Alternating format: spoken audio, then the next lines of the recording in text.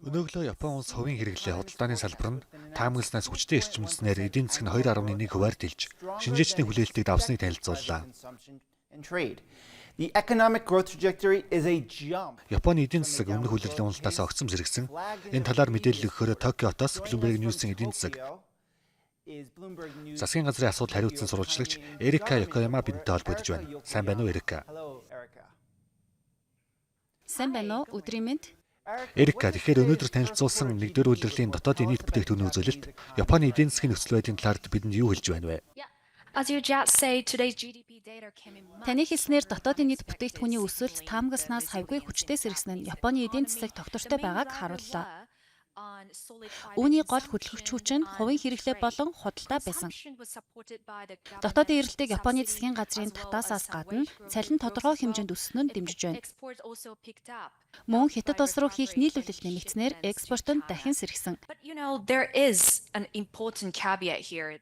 Гэхдээ нэгээс 3 дугаар сарын үзүүлэлтэд ойрхон доорндын дайны үр дагавар зөвхөн хэсэгчлэн туслагдсан гэдгийг дурдах нь зүйтэй. Эдийн засагчид 2 дугаар улиралд өсөлт огцом саарах төлөвтэйг анхааруулж байгаа. Үүний өсөлт эрчимжиж бондын өгөөж нэмэгдсэн нь компаниуд болон өрхийн зарцуулалтад дарамт болж болзошгүй юм. Тиймээс жинхэнэ сорилт нь энэ улирлаас мэдрэгдэхээр байна. Та эдийн засаг доктортой байна гэлээ. Энэ нь Японы төв банкны бодлогод хэрхэн нөлөөлөх вэ? Эдийн засгийн өсөлт 2 улирал дараал эрчимснээр Японы төв банк 6 дугаар сард бодлогын хөг өсгөх магадлал нэмэгдэж байна. Ялангуяа дотоодын эрэлт хүчтэй байгаа нь нэг чухал дохио юм. Японы төв банкнаас цалин болон үнийн өсөлтийн эрүүл харилцан хамаарал чухал гэдгийг онцлосоор ирсэн. Дотоодын эрэлт нь үүний салшгүй нэг хэсэг юм. Тэгэхээр төв банкнаас нь Японы эдийн засаг бодлогын хөгийн өсөлтийг тэсэж чадна гэж дүгнж магадгүй. Үүнээс гадна Японы төв банк сүүлийн үеийн мэдээллүүдтэй 6 дугаар сард бодлогын хөг өсгөж магадгүй гэсэн дохио өгч байна. Өнөөдөр танилцуулсан дотоодын нийт бүтээгдэхүүний үзүүлэлт нь үүнийг улам дэмжиж байна.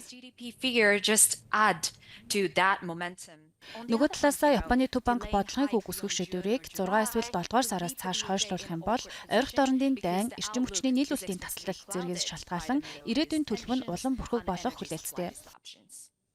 Right, against all that, this backdrop that you just explained.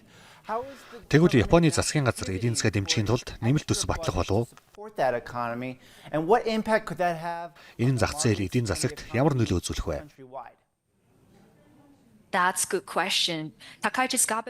Тун оновчтой асуулт байна. Японы ерөнхий сайд Санаи Такаичигийн засгийн газар нэмэлт төсөв боловсруулах арга барил руу шилжиж байна. Энэ нь өмнөх байр сууриа эрс өөрчилнө гэсэн үг юм. Одоогоор нэмэлт төсвийн хэмжээ, цар хүрээний талаар эцсийн төлөвлөгөө гараагүй. Гэхдээ бензин, ахуй хэрэглээний цахилгаан болон дулааны үнийн татаас бага орлоготой өрхүүдэд бэлэн мөнгөний тусламж олгох зэрэг арга хэмжээ багтаж магадгүй байна. Эдгээр нь эдийн засгийг тодорхой хэмжээгээр дэмжих нь гарцаагүй. Учир нь эдийн засаг удаашрах шинж тэмдгүүд ажиглагдаж байгаа. Жишээлбэл инфляцийн хүлээлт нэмэгдэж, хэрэглэгчдийн итгэл цар тахлын үеэс хойш хамгийн тааруу түвшинд ирсэн. Энэ ч утгаараа төсвийн дэмжлэг нь эдийн засгийн уналтыг сааруулах ач холбогдолтой. Гэхдээ гол санаа зовх асуудал бол зах зээлийн хариу үйлдэл юм. Засгийн газар эдгээр арга хэмжээг санхүүжүүлэхийн тулд шинээр бонд гаргаж магадгүй гэсэн мэдээлэл гарсан. Энэ нь Такаичигийн засгийн газрын төсвийн сахилга бат алдагдахгүй гэсэн болгоомжлыг бий болгож байна. Энэ сүүлийн үед бондын өгөөж өсгөхөд нөлөөлж буй хүчин зүйлсийн нэг юм.